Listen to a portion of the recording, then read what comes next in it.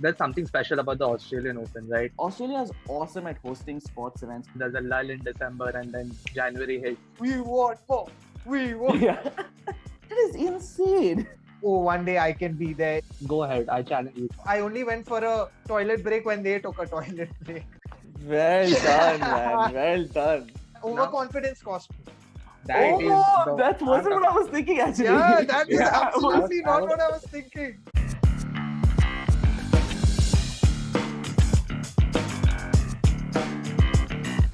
Hey everyone, welcome to another episode of All About Sports, the podcast. I'm Aniket and I have with me my fellow co-hosts Rishabh and Mazhar. Unfortunately enough, Shubham won't be joining us this week, but for all his fans, you'll be seeing him soon again. Don't worry about that. And before we get into the meat of the discussion for today's episode, I just like to tell everyone that in a previous episode, which was a 19th weekly episode, we spoke about all things Chelsea FC. We had a very special guest, Rehan, on with us. We kind of tried to put him on the spot. Well, two Arsenal fans, what do you expect? Um, and yeah, so for today's episode, we're going to be talking about a sport the three of us mutually love. It's tennis. And since the tennis season of 2021 has kicked off, and we are at the cusp of the first Grand Slam of the calendar year, I'm I'm pretty pumped. I'm pretty pumped because tennis last season kind of had like its own wave where it was almost absent for a while, and then we had a lot of it. And then, of course, as every tennis season progresses, there's a lull in December, and then January hits. So we're here to talk about the Australian Open, why we love it. Of course, we're going to get in some predictions, and and what has become a feature of our podcast, a quiz on tennis and especially Australian Open. So I'd like to open it up with any one of you. Okay, whichever one of you wants to go first. Like, there's something special about the Australian Open, right? We all feel it. I don't know what it is about it. For me personally, it's just that the fact that it's the first one of the four in the calendar year brings tremendous joy to everyone. It's the first like proper 2 weeks of top seeds packed against each other. But yeah, Mazhar, go for it. Like, what do you think is so special about it? So for me, Gui, I think the Australian Open, like you said, I think the hype is created simply because it's the first Open of the calendar year. But more than that, I also think that it's very relatable for a lot of people because it's a hard court tournament and not and most of the countries you go to you will find hard courts. So it just gives that feeling of that, oh, one day I can be there if you are a tennis player, right? Or one day I dream of being there. Of course, everyone dreams of playing at Wimbledon and all of that, but it all starts mainly for most tennis players, it starts from the hard courts. So I think that adds a bit to it. Another major factor for me why I feel that the Australian Open is so special and what makes it so great is the fact that it's, at least in the men's circuit, we've seen the most entertaining finals at the Australian Open. Not only the finals for that matter, just matches in general. I think the Australian crowds also definitely play their role because there's a clear bias when certain players are playing, and it's quite evident that players have spoken about it. I'm not going to take names, but two and four. So, sorry, for and against. So, it's one of those. And I really always look forward to the Australian Open. I'm hoping that there's a different result this time on, like I always am. Curious. But Yeah. If Mother spoke about the Mother spoke about the crowds, right? Guess who they back? Kyrgios. They had Hewitt in the past. Dude, these guys they're like almost cultish, right? Okay, Hewitt world number one at some point, but still more of cult support as opposed to being an out and out winner. Kyrgios, well, you want the underhand serves, you want the flair, you want him, some special tweener. trash talking, He's your trash guy. talking. Oh, trash Trash talking. talking, arguing Sometimes with the trash refs. arguing with himself sometimes, Yeah. chatting with the crowd, like that's your guy. And that's what I think the Australian fans love, which is like kind of brings a very good vibe to the center court. But yeah, okay, Krishna, now your turn. Anything special you like about the Guys, Australian I don't know Open? what I don't know what it is. I just love sports in Australia. There's something about the visual of sports in Australia. Cricket, Big Bash KFC, even the odd times I've watched rugby. every sport that's played in Australia, there's something about the lighting, there's something about the atmosphere that's absolutely awesome. Just Australia is awesome at hosting sports events. And this isn't just true of like spectators. Even the tennis players who actually are playing in Australia, they love the Australian Open. And I think there are a couple of reasons. The Bleacher Report had this article about why Australian Open is so special, and they hit on a few points that makes it different from the other Grand Slams, right? Wimbledon is kind of almost burdened by tradition. There is so much pressure involved with Wimbledon. The French Open is a little bit more of a drawn out sort of Sorry, open. say the Rafa Open? Did you say Oh, the sorry, Rafa Open? the Rafa Open. Sorry, that was my bad.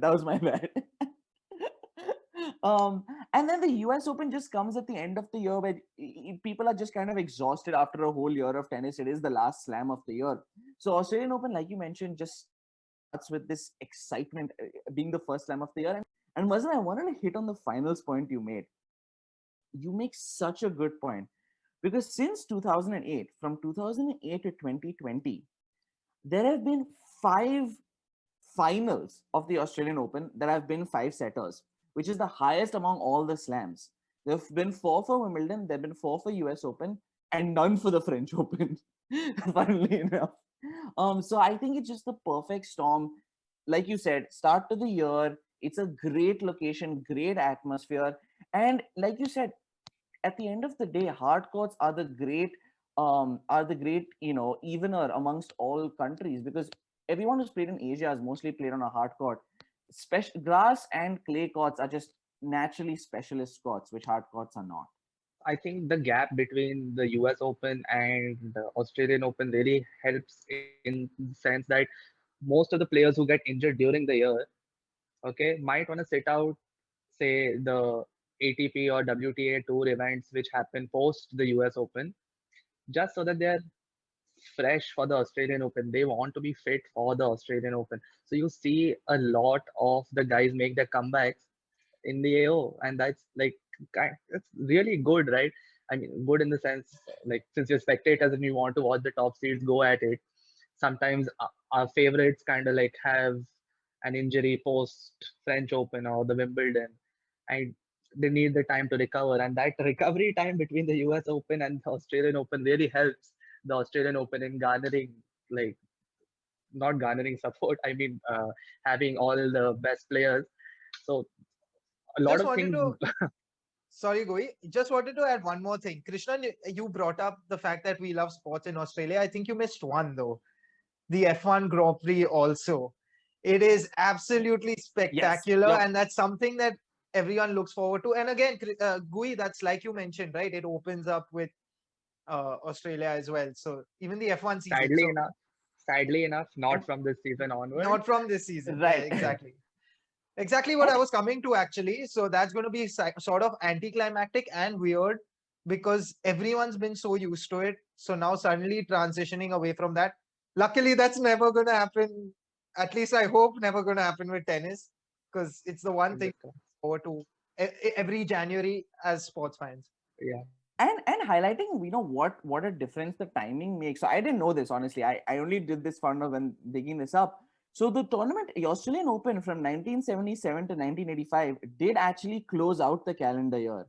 Yeah. And it wasn't doing so well at the point. And only from, I think, 1987, it started to change to be the start of the year.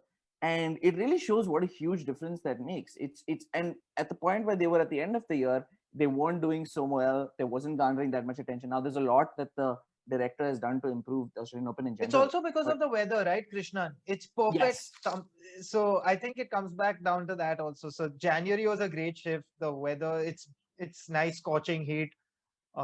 It just tests all the players to their limits. It's a tournament which has an extreme heat policy in place, so I think the less said the better.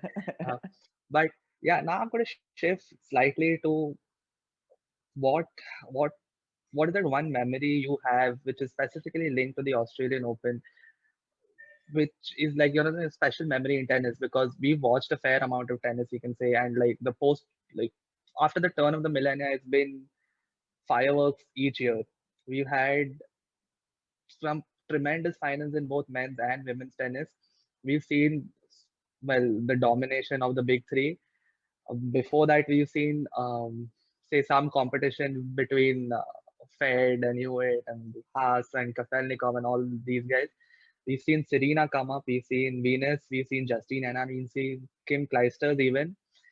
So, and of course, if you want to go the whole, Lena's up and down, then Azarenka's sheer dominance on the hard court, and of course now the women's draw is as competitive as it is. So, any special big moment which you would like to mention? I know mine, but it's going to be a very cliched one, so I'm going to save it for the last news, put it in a small bit. But go for it, Krishna and Mother. I think for me, and probably because I have a short memory, it was in 2017 when Federer and Nadal played in the final. Because I think we'd kind of all given up. I had definitely kind of given up on ever seeing that again in a Grand Slam final. And I remember it because I was still based in the US and it was Australia, so the timing was horrible. But a friend was like, "Hey, by the way, this is tonight. You should stay up and watch it." And we both weren't together, but we were in like different apartments and stayed up watching it. And it was just a dream because we really did not expect for them to ever be back, right? We I personally thought it was done, right? Like with Rafa's injury, with injuries, with Roger Federer aging, I thought it was done. I thought there would be never ever that it was this beautiful moment that we had for so many years with them competing against each other in finals, and it came back, and for it to be a five setter was just awesome. So I think if Gui's mentioned that it's one of the cliched ones, then I think I know which one he's talking about. And honestly, that's mine too. But I'm gonna take a That's different it for approach a here. lot of people, including one very special player. You can go for it. You can mention it. We'll mention it anyway. But yeah, which one's Yeah, yours? so no, so I'm going to go slightly different now because I think people overlook this one slam, and it's in women's tennis, in fact. And that was when Serena Williams won the title in 2003. And she played Venus Williams that time in the final. It was a three-set marathon game. I remember, I'm not sure what the score was, but basically, uh, it was Serena and Venus's fourth slam consecutive Grand Slam final. So, and I remember Serena won the first set in a tiebreaker, and then she dropped the second, and then again she won the fourth. But it was the third set. But I just remember it being like really back and forth, really back and forth. And the funniest is I didn't watch this live. I didn't watch this in 2003. I actually watched this in one of those Star Sports all-time great From the vault. matches. There was from the vault, exactly. So I remember watching it then and there because I didn't know the result. So it was like equally surprising for me as well. So I just was truly engrossed in that game, and the scary part is Serena became three times better after that. And the Serena we've seen, I think, in the 2010s was, my goodness, something else altogether. So the fact that the way she's elevated the game from that time to now, that's why this 2003 memory has stuck with me. Yeah, so for me, that was definitely a special tournament. Yeah, how proud do you have to be as parents when your daughters face each other four consecutive times in Grand Slam finals? I didn't know. I was well reading up on this. I found out. I was like, that is insane. And Maz, I'm super impressed. Your mother should also be super impressed with you because you have the score bang on. By the way, it was tiebreaker first set. Second set went to Venus 6-3, and then last set to Serena 6-4. So Because impressive, man. I had to look it up. I definitely did not know this. I'm impressed you just knew this off your head, top of your head. Krishna, this is a warning for the quiz. Just saying, this is a warning. Message But received. Message yeah, received. Gui, go for it now. I think it's very important for everyone to know how great that final was. So, Gui, make your response as long as the final was, okay? so Gui is on mute. He's having one of Gui is his on. technical glitches again, as usual. My bad, boys. But I don't know which final you are referring to because this one wasn't as long as the longest one. But I'm talking about Fed's 20th. That is Oh, the that I'm wasn't what talking. I was thinking Yeah, actually. that is Yeah, absolutely I not was what I was thinking. so so for me, and okay, he might not have had like the most difficult run, But you got to acknowledge that, okay, Krishnan said he didn't expect a Federer versus Nadal final in 2017. Fed's 20th came in 2018. So, well, definitely worse off in terms of age. I think he had to dispose of Marin Cilic in the finals. And why that memory is so special to me is we were watching this at a friend's house. And, well, as most bunch of friends, it's between Fed and Nadal, right? Djokovic is okay, fine, he's there. I mean, everyone respects him, but we are all 90s kids, so we've seen Djokovic like maybe 5 years post we saw Fed and Nadal for the first time. So yeah, it was a whole, does everyone want Fed to have their 20th? There are four guys who do, and then there are three who don't, so there's like a full to and fro. And Cilic did fight. Cilic fought, and then when you see Roger overcome him at that age, hey, Mazhar, don't nod your head saying as if it's not a It was a accomplishment to good beat. match. It was a It was a good good match. match, but Yeah, come on. respectfully, but that kind of became like a theme in all of Fed's games. Like you see him struggle and overcome, which maybe you saw that never before. Uh, you know, so that one was very special. And now I think it's time for some honorable mentions. Of course, Yeah, the please, please. Djokovic Please, Nadal, Djokovic Gumi. Nadal, the only finals after which people have been offered chairs to sit on during the presentation. Like, please, we apologize. We have to pay respect to the sponsors who fund all this, including the chairs that are sitting on. But you have to go through this. All right, that was one. And one very special final, which also I do hold very dear to my heart, is the one in which Djokovic announced himself in a five-setter against Songa. Like that was the first time where I actually saw someone else break on to the tennis, you know, title, like title. Oh, sorry, the number one title contention spot. Of course, he was still not in contention, but the only one who could kind of challenge those guys. You saw Djokovic uh, kind of like have the drive because that was, of course, Songa's peak performance. If you ask me, he it all went downhill from there on. So he took on someone who seemed like physically more dominant, had a bigger serve, um, had harder hitting shots, and this is Djokovic before he reached his prime, and he absolutely he announced himself in that 2008 finals, and it's been uphill for him ever since. So these two finals definitely deserve a mention. Maybe not our peak or our top memories from the Australian Open, but for someone or the other, it is going to be because. And okay, who features strongly in both of them? Djokovic, who holds the record for maximum Australian Opens at 8. Djokovic.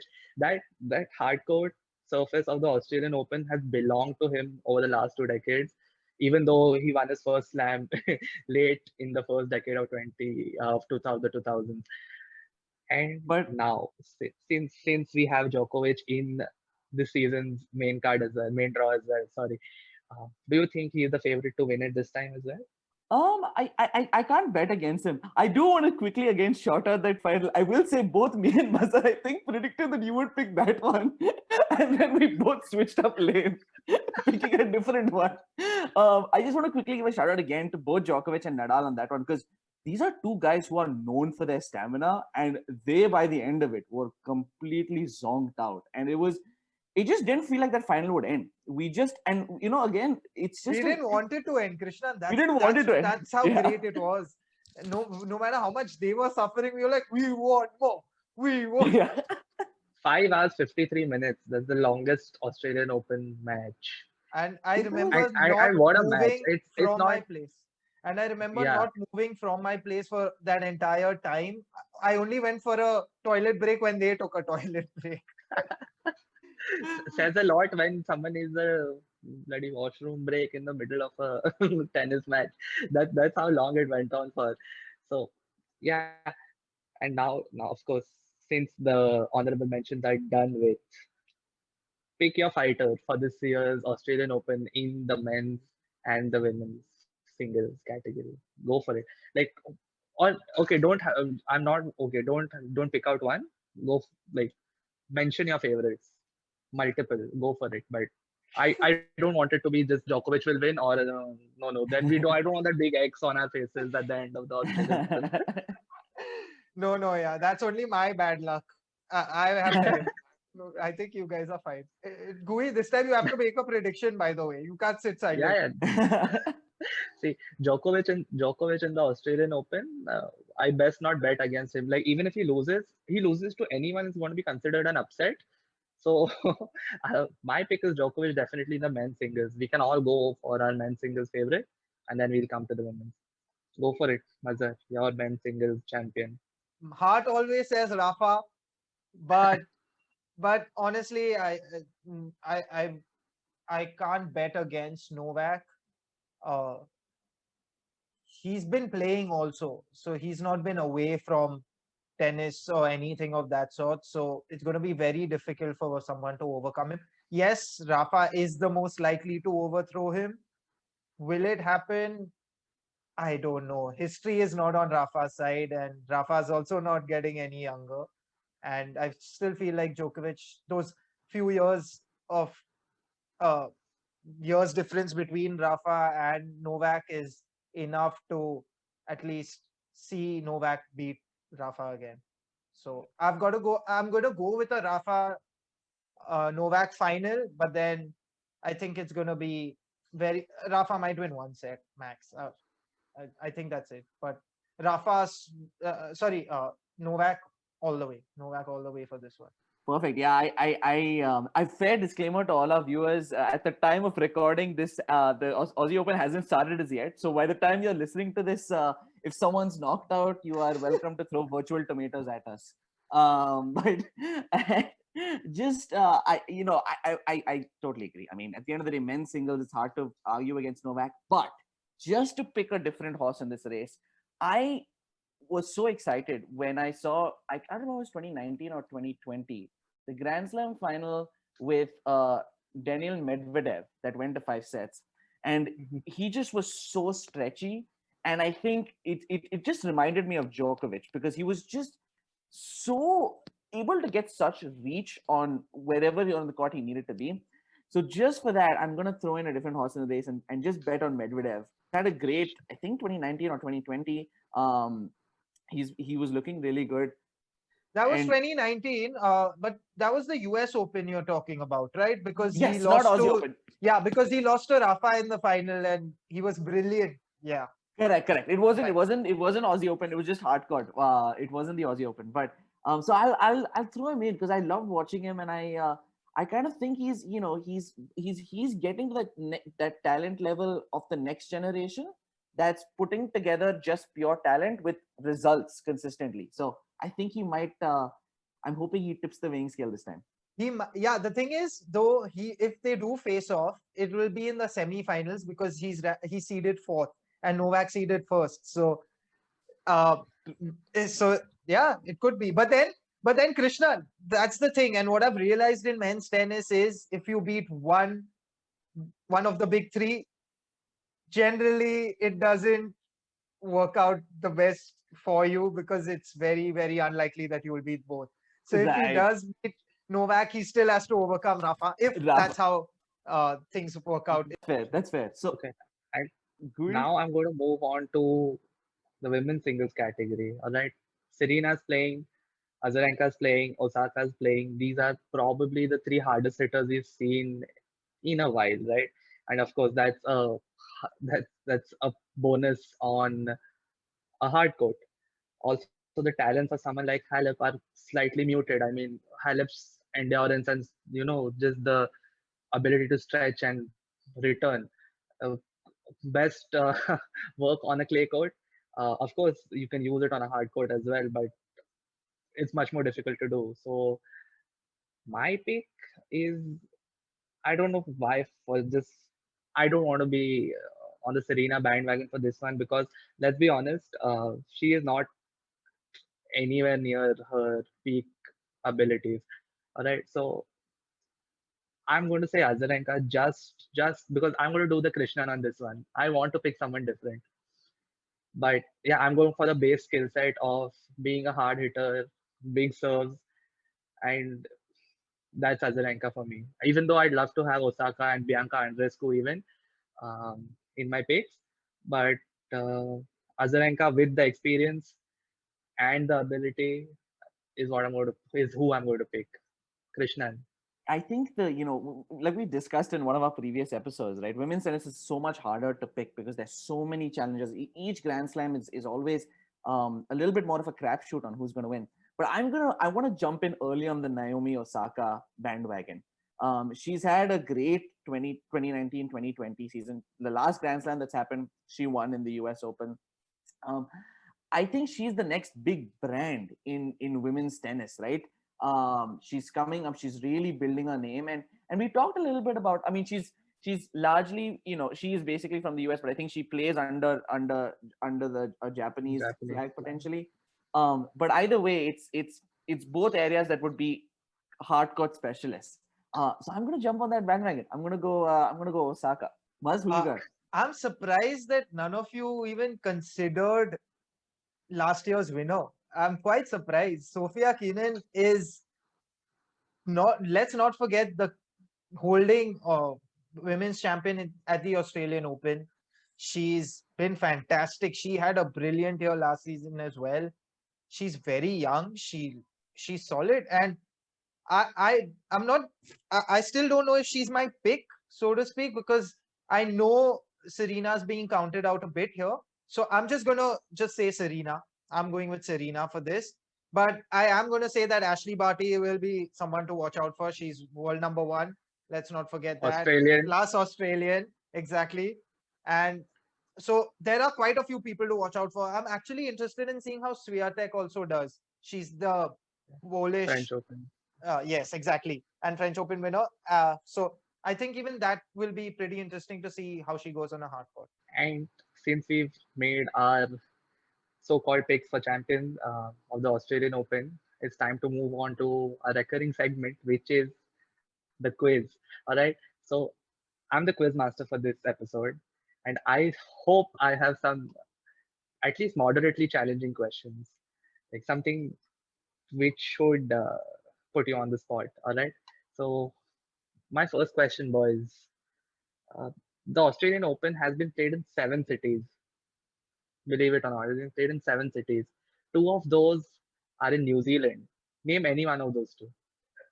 I can go first. I'll say Auckland. I'm already on the back foot. I didn't even know it was in 7 cities. That's impressive. I'll say Auckland. All right, Maz. I'll have fuck man, which are the New Zealand cities now? Bro, I was just looking at cricket stadiums. Where's the cricket stadiums? Then put that only. Oh God. Acha, cricket stadiums. That's a good one, Krishna. Auckland. Dropping hints to your Christchurch. I'm going with Christchurch. All right. So Maz gets a point on that one. It's Christchurch and Hastings. Krishna, you gave this to me. You gave this to me, Krishna. I went blank for a minute. I was thinking, terrible, Krishna. Damn it. Hastings, there was no chance. I don't think who would have. Yeah, I have no idea. Good question. No Hastings. Sorry for my geography, but I didn't know Hastings was even. I didn't know Hastings. All right. So next one is up until 1987, the Australian Open was famously played on a grass court. In 1988, the switch was made to a hard court. There has been only one champion who has won it on both the hard court and the grass court. And if I'm not wrong, he's also on the Australian Open Hall of Fame. Pretty famous dude, multiple time Australian Open winner. I know this one. I hope so. Oh, damn. Krishna, I'm so sorry. No, go for it, Krishna. I'll go for it first, but I think I have the years. Oh, sorry. I'll give you guys some hints, okay, to make this slightly easier.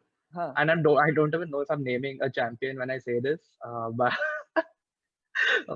okay, I'll try to keep it to champions. Okay, is it Roy Emerson? Is it Mats Wilander? Or is it Agassi? I knew this one. Kui, you shouldn't have done this. Yeah, you're giving him a chance. I'm gonna say Agassi because I know more recently he's definitely a multiple-time champion, but I think the date might be wrong, timeline might be wrong. I'll say Agassi, but Mazhar's look makes me seem I got it wrong. But I stick with Agassi. I'm so happy. Roy Emerson. It's Roy Emerson. It's got to be Roy. You are also wrong.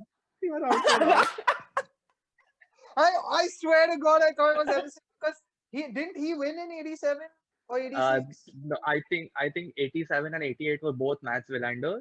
No, sorry, 87 was someone else, but 88 when Come the on, first yeah.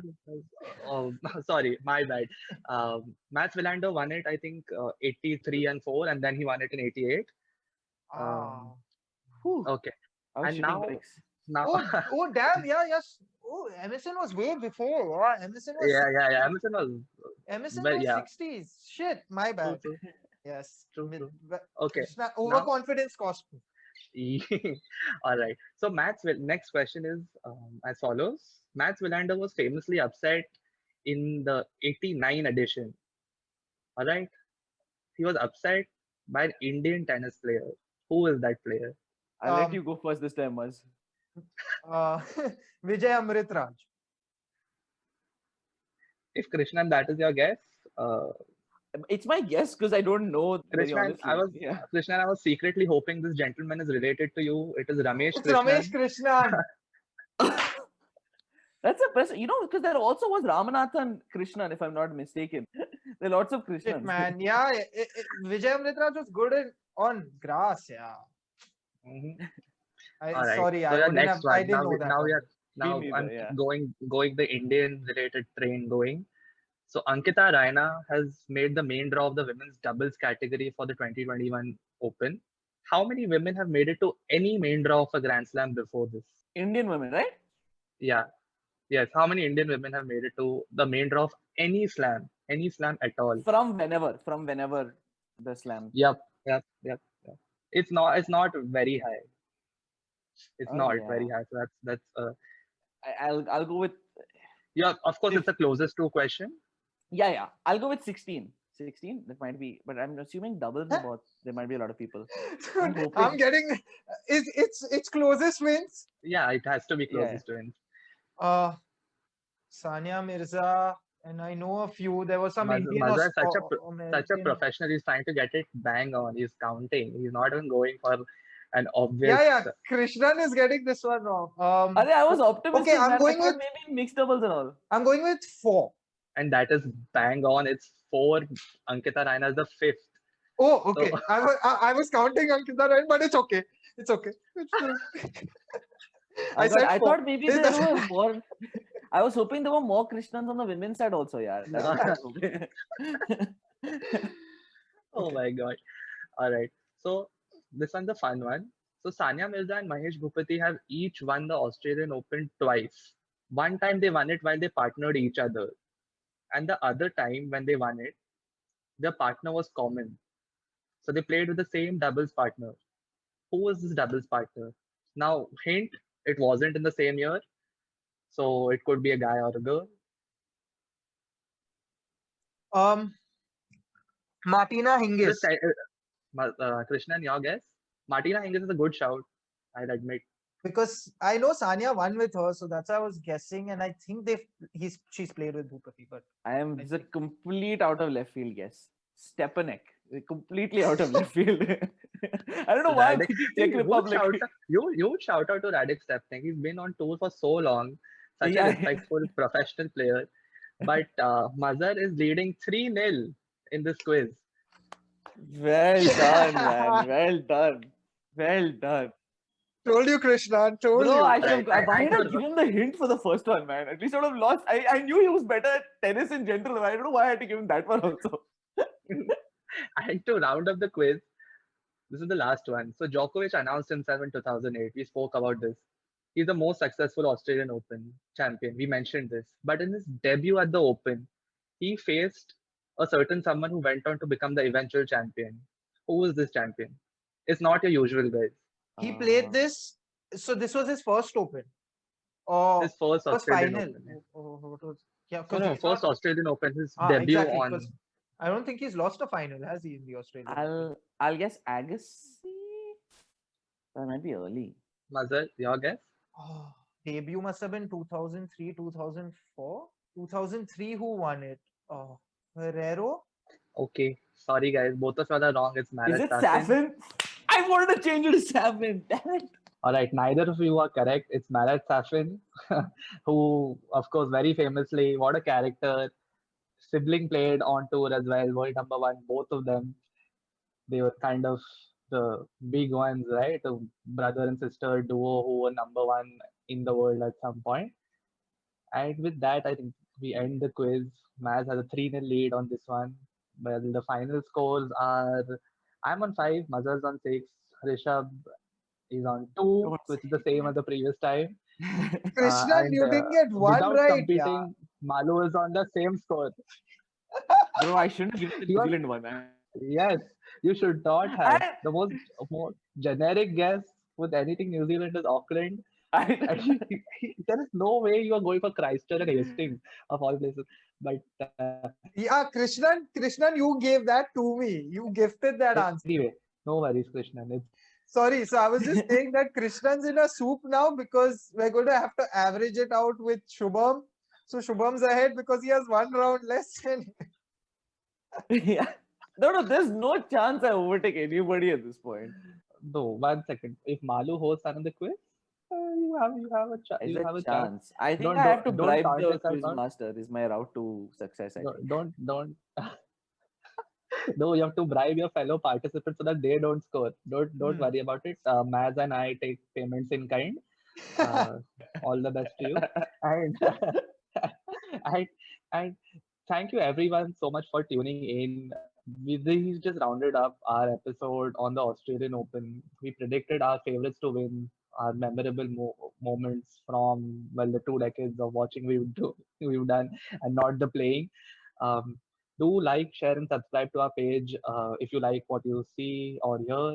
Follow us on all platforms because we are on every platform possible. We are on the 3 video platforms. We are on every podcast platform you could think of. Uh, Go ahead. I challenge you. You can try searching.